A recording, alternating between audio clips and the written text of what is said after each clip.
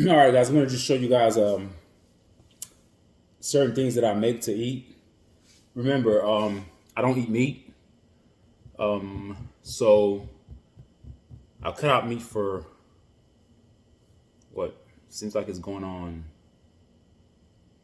4 years now, 3 years, 4 years, no, 3.5 years now. And I'm going to just show you guys what I eat. So I have some organic mushrooms that I'm gonna make. I have cabbage, which is great brain food because if you cut open the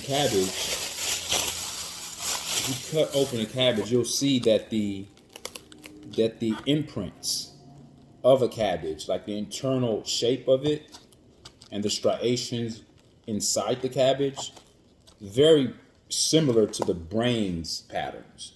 So this is good brain food. It cuts a lot of fat. It gets rid of fat. So I'm going to be blending these together, the mushrooms, the cabbage. The reason why I like mushrooms because of the texture. The texture is great because if I don't eat meat, I need something to crunch on. Being a native Nigerian, all we ate was goat meat and rice. And everything was goat meat. So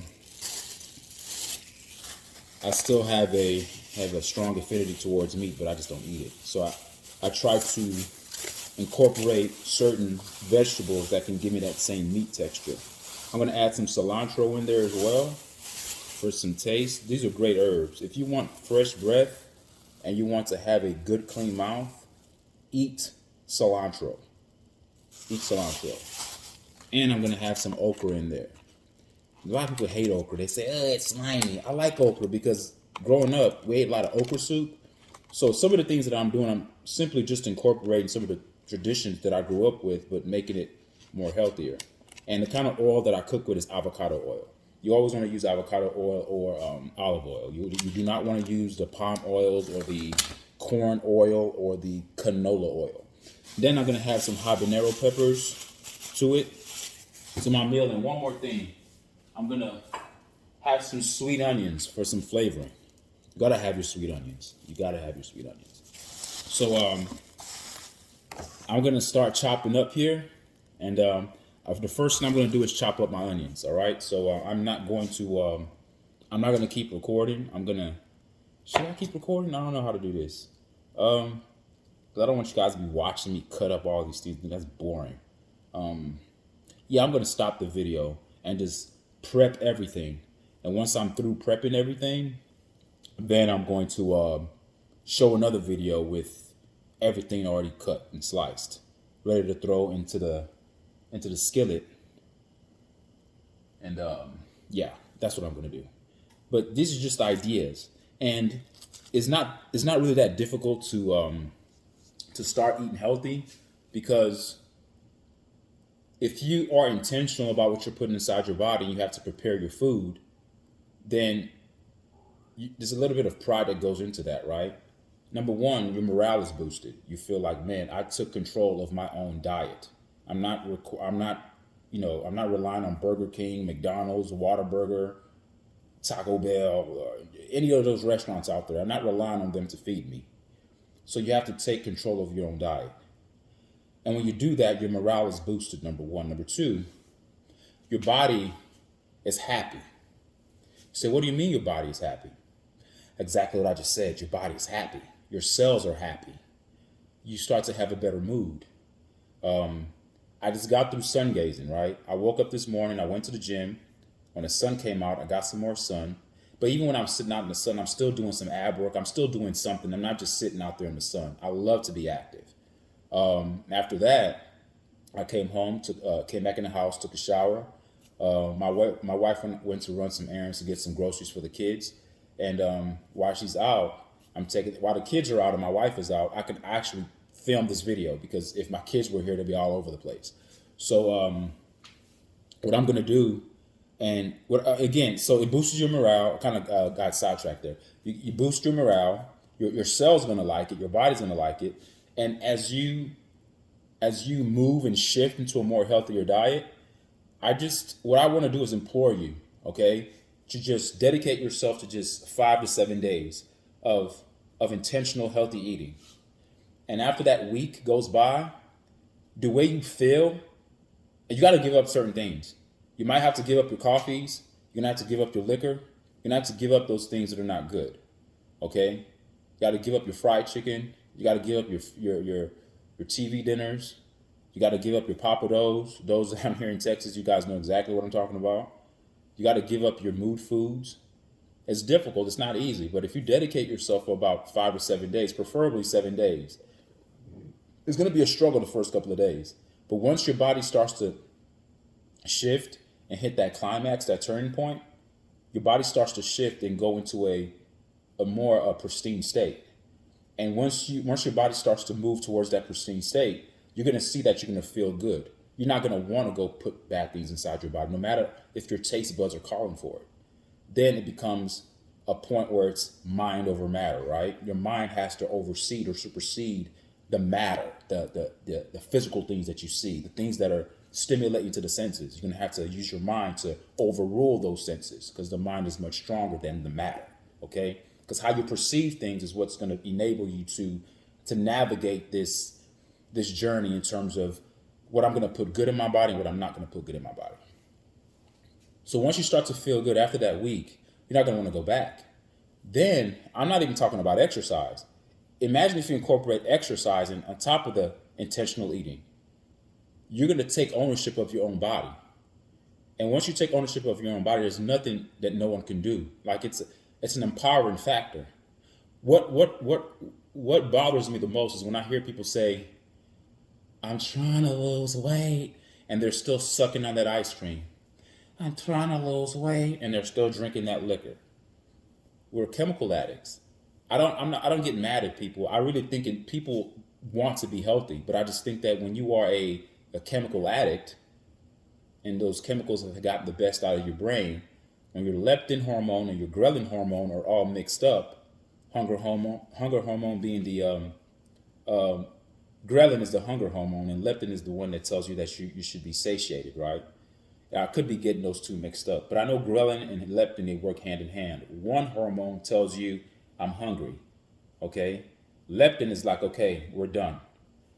There's certain chemicals that are put inside foods intentionally to mix up those signals between the ghrelin hormone and the leptin hormone. So when those signals are mixed up, your body is never full. It's never full because your cells are not getting the nutrients that they need, hence the term vital minerals. That's why they call them vitamins. People take supplements because they're not getting certain vital minerals from their diet. So they have to take supplements. But there's nothing more natural and better than getting your supplements through foods. Because when you take supplements like the vitamins, you're getting synthetic. You're getting a synthetic form of the vital mineral that you need. And it's not an actual organic constituent. It's an inorganic constituent, meaning that it's formulated in a laboratory. You may still get the same benefits, but you won't get the maximum benefits as you would get from actually getting it from foods that you eat. So once you start eating better, you're not gonna want to go back. You're not gonna want to go back, and you have to take control of your diet, because I don't think for a fact the diet of Americans is what's killing us. It's not disease. The disease is just a symptom. The cause of it is our diet. Back in Nigeria, where I'm from, people don't get cancer down there. People get cancer here. All right. So that's what I'm going to do. I'm going to prep everything. So again, you say, what am I making? Exactly what I just said. It's going to be a vegetable medley, just a mixture of things. I'm going to have my mushrooms. I'm going to have cabbage. Okay. I'm going to have okra, and habanero peppers for some spice, and I'm gonna cut up some sweet onions. All right, so that's what I'm gonna do. So once I get through cutting everything, I'm gonna show you how it looks in terms of everything being prepped, and stay tuned for another video. All right, thank you guys for listening. All right, bye. All right, I'm back. I have putting on my apron here. All right, putting on my apron here. Feeling like a real chef here. I had to change my white shirt that I had on earlier because I got a spill on it, so I didn't want that. The aesthetics of that was just horrible. Like it's white, so I stained it. I didn't want that to be the main focus up here. Have my apron here. So remember, I told you guys I was going to come back with another video to show you guys how everything that I prepped looks. So here it goes. I'm going to show you. Okay, hold on here. All right, you have the mushrooms. All right, I rinsed them out. That's why they're sitting in this apparatus here. I have the onions that are cut. Here's the cabbage. Here's the okra. All right, here's my cilantro. I add these on last. And these habanero peppers, they're really easy to cut because they're real tiny and small. I add these on before I add the cilantro. The cilantro is not used to, you're not supposed to overcook your cilantro. The cilantro is just for seasoning purposes, right? You don't want to overcook that, which is why I add that on last. And the habanero peppers, you don't want to overcook your peppers because it can get too spicy. You want it to have a spice, but you don't want it to be too spicy. And if you overcook it, it can get too spicy. So I add the habanero peppers before I add the cilantro. And here are some of the okras that I did not cut up. I've been eating these raw. I love snacking on them. They're very healthy. All right. Now, guys, the seasonings that I use. My mouth is full. Give me a second here. Okay. I have Cajun seasoning, Italian seasoning, Himalayan pink salt. That's the only salt that I recommend that anybody use. Do not use the iodine, the regular white salt. Pink Himalayan salt is much healthier. But remember, just because it's much healthier doesn't mean you have to douse your food with it. All right, it's just for seasoning. You never want to over season. When you're eating your foods, you don't want to taste the salt. You want to have a nice mixture, a nice blend, a harmonious blend with the seasoning along with the natural flavors that are emitted from the vegetables that you're eating. So you have to make sure that you do that. Then also paprika, okay? So all these 4 seasonings is all that I'm going to use. I'm going to use that in my okra. I'm going to use that in my cabbage. This is part of the seasoning. This actually goes first. When I put this in the skillet, the onions go first. I saute these first, and then I add my cabbage. All right. Then I add my mushrooms. Then I add my okra. All right. That's the way it goes. And then, of course, I throw in the habaneros. And then, last but not least, cilantro goes in there for the seasoning purposes. Okay. It's a nice blend. So we have to make sure that we train our palates to go back to the indigenous way that our ancestors ate. Our ancestors ate off of the earth. All right. Try your best. I'm not going to tell you to eat 80-20. That's what you see online a lot. You see people say, well, 80% of your diet is supposed to be healthy, and then you can cheat 20% of the time. No, we're not going to do that. I want you guys to aim for 100% being healthy all the time. Now, I know what you guys are going to say. Man, damn, man, that's impossible, man. Who's going to eat healthy all the time, man? There's so many foods out there. I understand that. But if you raise your bar high, your standard is so high that even if you fall short of that standard, you're still closer to the standard, to that high bar that you raised. If you already insert a silver lining, right? If you insert a silver lining and tell yourself, hey, you know what? I can eat 80% healthy, 20% bad. You know what starts to happen? If that's your bar, the human proclivity is bent on going downward versus upward. What do I mean by that? It's much easier to be in comfort and to dwindle down than it is to strive going upwards. So it's hard to be disciplined and wake up every morning and work out. It's hard to be disciplined and cut out the bad foods. But if you set the bar high to be 100% with your health, with your food eating, that means that you already know that you have no room for slippage. So when you carry that type of pressure on yourself, it's hard. But I know what society says. Society says, no, you don't want that pressure. No, I say add the pressure to yourself. Because if you add the pressure to yourself, and let's say you do eat bad, you don't have the 100% eating, right? You're supposed to feel bad. But the thing with our society is that we're always trying to extract the negative emotions away. No, you're supposed to feel bad. You know what? When you wake up the next day is a new day. So forget about what happened yesterday. Commit the next day to being 100%. Even if you mess up again, it's okay. Feel bad. When you wake up the next morning, commit to 100% again. We have to strive for perfection, because even though we may not meet perfection, the progression towards perfection is progression and is perfection, because perfection is relative, because there's no such thing as being perfect. But I want you guys to aim for that perfection. You never want to set the bar low, because if you set the bar low, as humans, we have the proclivity, and we have a bent to kind of go towards the things that are much easier to do. And we have a tendency to go back to the things that we're used to. If you're trying to come out of something, if you're trying to come out of a bad diet, or maybe if a bad relationship, anything that you're trying to come out of that's bad, you want to stay as far away from it as possible so you can renew your mind, so you can renew yourself, so you can purge yourself from all those old things, so you can start anew.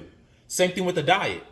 When you're trying to change your diet, I don't tell people, well, yeah, man, you can 70, 80% eat healthy, 30%, 25% of the time, you can eat what you want. No.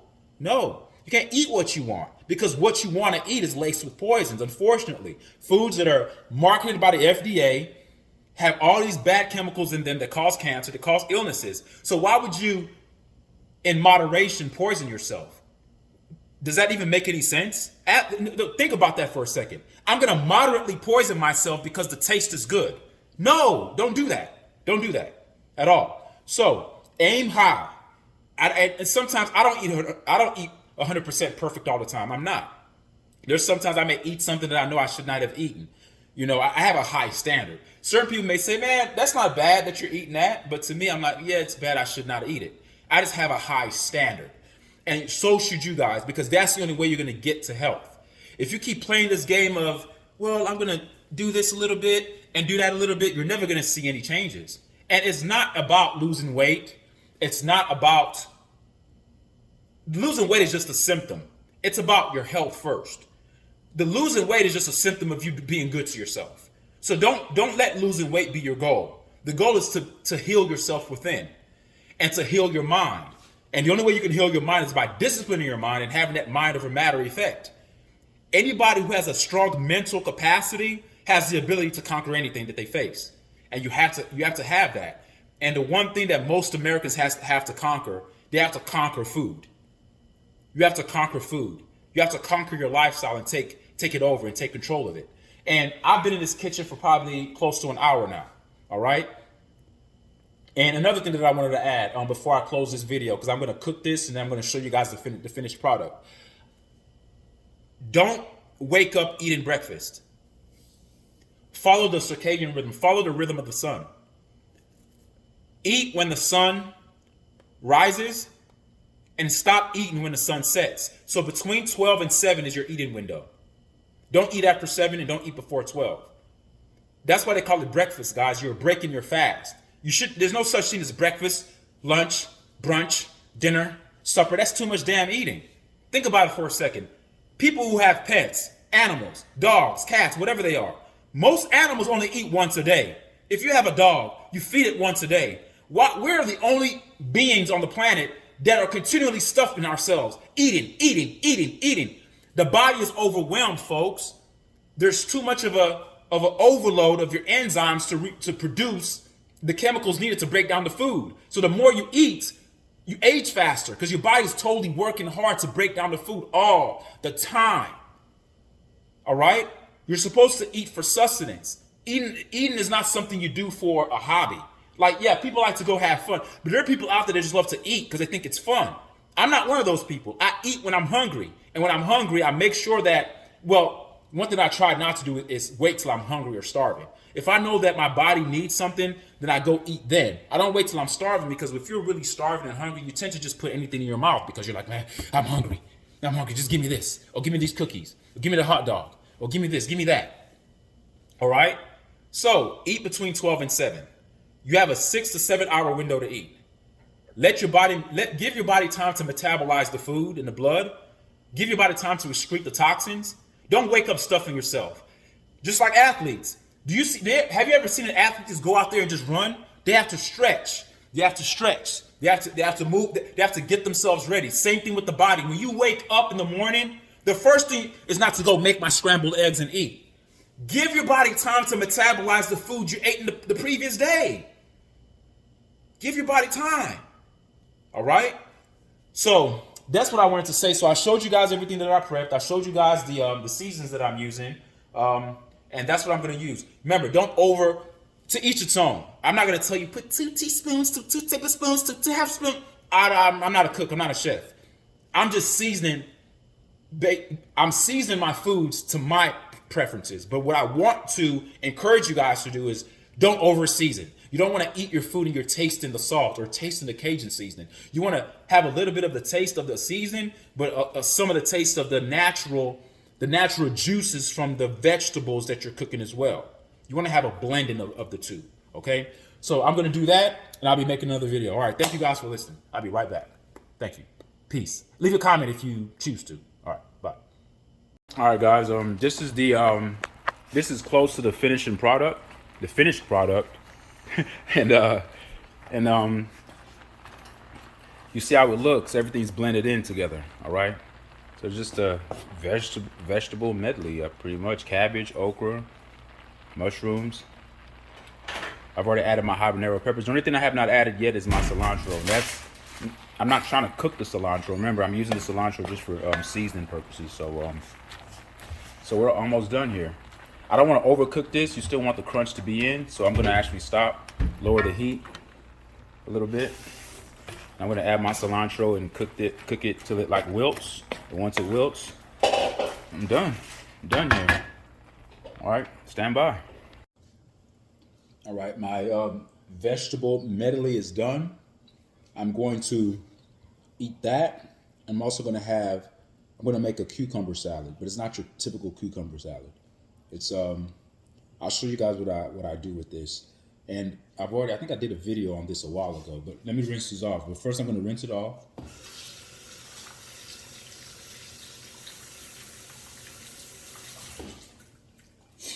Now everything that I'm doing is eating to make sure that I'm not hungry. So I'm not overeating. I'm eating foods that are nutritionally dense. This is going to be my salad dressing. You say, what? How is your avocado your salad dressing? I'm going to show you. I'm going to cut this up and mash it up. I'm going to spread it over my cucumbers. After I cut my cucumbers up, I'm going to season my cucumbers again with Himalayan pink salt. I'm going to season my avocado with some Himalayan pink salt. Mix it up together. And that's what I'm going to eat. I'm going to eat this along with the vegetable medley that I made earlier. That's going to be that's my first meal of the day. Now, I've been snacking. I've been eating watermelon, ate a couple of raw okras, ate a couple of chips. And these are the chips that I eat here. They're called Siete chips. These chips are made with avocado oil, okay? And I've been eating that. But in terms of like a meal, this is my first meal. And it's like 3:11 in the afternoon. All right, so I'm gonna dice up. I'm gonna dice up the cucumbers here. Let the butts go, the ends. I cut the ends out. So I cut them. What I do, I cut them in circles, like this, right? All right. And then after I cut them in circles, I cut them in 4 quadrants. All right, so they're gonna end up looking like imagine this it's like drawing a cross in the middle of a circle. So you see, I don't know if I can make this. I probably can't. I can't show you guys how this looks, but you see that they're cut into 4 pieces, 4 quadrants. That's what I mean by 4 quadrants. First of all, I cut them in circular pieces. Then I cut them in 4 quadrants. All right.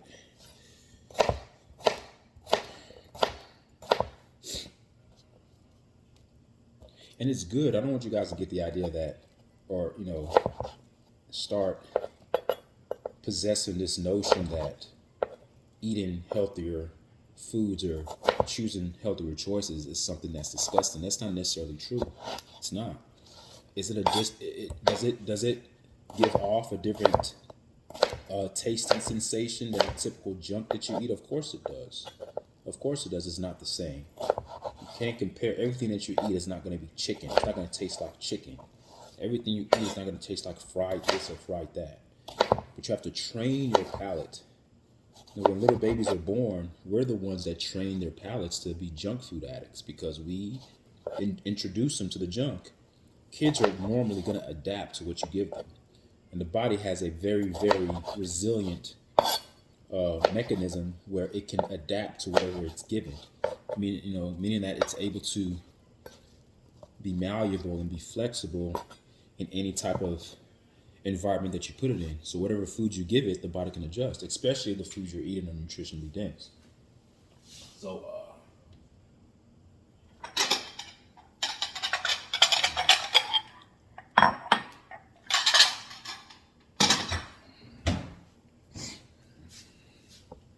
okay, so I've cut the cucumbers. I'm going to put them in a bowl. Get in there. Get in there. Okay. So that's done. That's this. That's done. All right. See, I feel like my face is being cut off by the camera when I get too close. Okay. All right. Now I'm going to cut my cucumbers. I'm going to rinse this off first, though.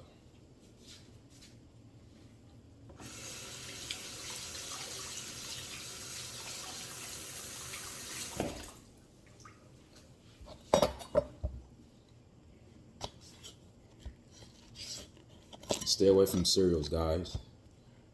Stay away from cereals. I used to kill those things. And just to give you guys a little bit of my personal history, the reason why you guys may see some of these spots on my face, you may see them, is because when I was younger, I had a horrible diet.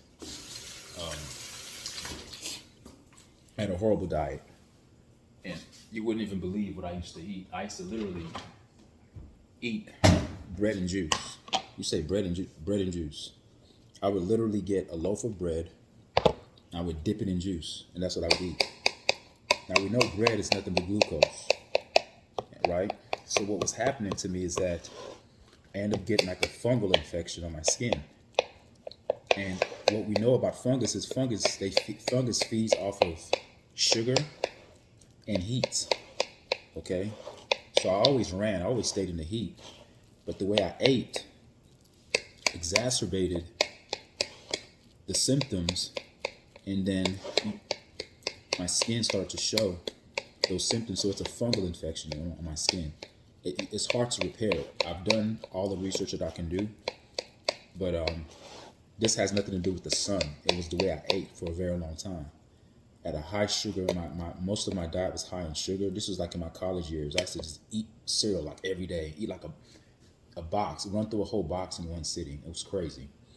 All right.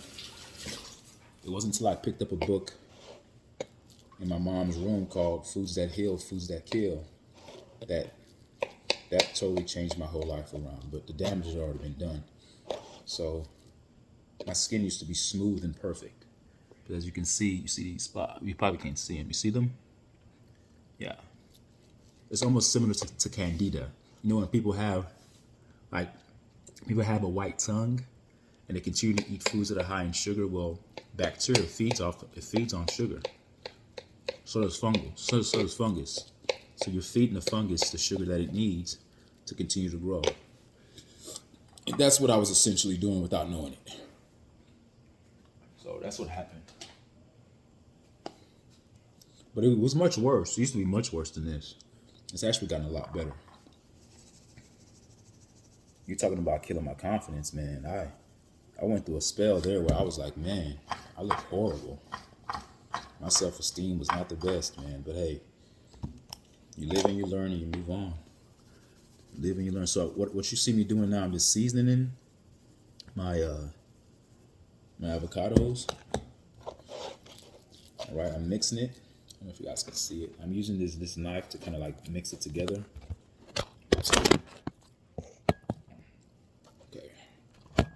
you could tell that I'm not a YouTuber. Even though I'm on YouTube, I don't have any of the equipment that these professionals have that make it look all easy. Phones dropping, having to make multiple recordings. But hey, as long as I get one person that's listening to me, I've done my job. I think as human beings, we're supposed to connect with others. We are all relational beings, and it's very important that we can't. It's not about clicks or subscribers or anything like that. It's about helping one another. And if I can reach one person, I've done my job. All right. Okay. So I've done that. So I've put the avocado on top of the cucumbers, right? So I'm gonna get a fork. Hold on, get a fork. That's what I eat it with. All right. All right. So I'm gonna mix it around.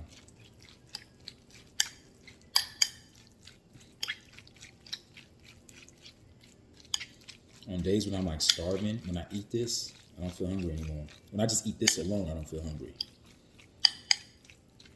All right. Most of us are emotional eaters. We're not eating because we're hungry. We're eating because of the emotion that the food that we're eating gives us. All right. Because we are naturally electrical beings and we are all hormonal at core. So we eat foods that pretty much work in tandem with our emotions. So I'm going to throw this in the trash can. I'll be right back. Okay, so I've made this. So I'm going to be eating this along with my vegetable medley. I'm going to put that in a bowl and show you guys how they both look. All right, give me a second. Give me a second.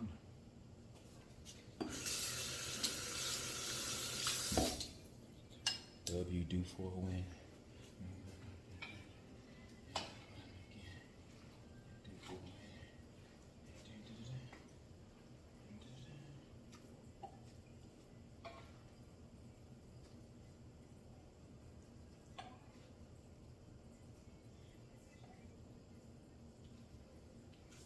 Vegetable galore. So here's the vegetable medley that I made. Here's the cucumber. Actually, I'm gonna lift my camera up so you guys can get a better view. Give you guys a bird's eye view of it. Hold on here. Okay, this is the avocado and the cucumbers that I sliced up. And this is the vegetable medley that I made earlier. All right, I'm gonna eat both of them. That's my meal. All right. People often tell me, where do you get your protein from? I get my proteins from plants. Plants provide protein. I'm not trying to be a bodybuilder. And think about it, most of the big animals that you see, like apes, ox, you ever heard the saying strong as an ox? An ox doesn't eat meat. Cows don't eat meat. But look how big they are. Bulls don't eat meat. So a lot of the strong animals that we know of don't even eat meat. But there's nothing wrong with meat if you eat meat, but I would recommend that you eat that in moderation. You don't want to make meat your mainstay. Even the way our genetics is wired, the composition of our biochemical makeup tells us that eating meat, because it takes a lot of, it takes an overproduction of enzymes to break down the meat. It usually takes like 3 to 4 days for meat to be completely broken down inside the body. So it depends. Meat back then in history, in historic times, was a luxury item, meaning that you ate it. Most people who ate meat were men who were at war because they weren't eating every day, so they needed meat to sustain them long term. But in terms of your everyday diet, I wouldn't recommend eating meat every day. It's just too hard on the body to break down.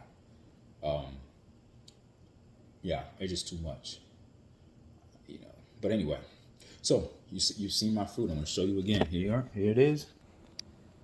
All right, the vegetable medley and the cucumber salad. All right, I've been waiting to eat, man. When something's good, when your eyebrows start to touch. When people eat something that's good, they're like, man. You start looking angry. All right, it's good. Let me taste the vegetable medley. Usually has a spice kick to it.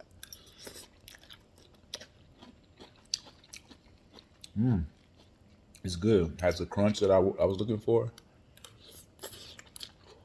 All right. Thank you guys for listening. I'm going to try to put all the videos into one. Hopefully it comes out right. If it doesn't, sorry. I'll get better. All right. Bye.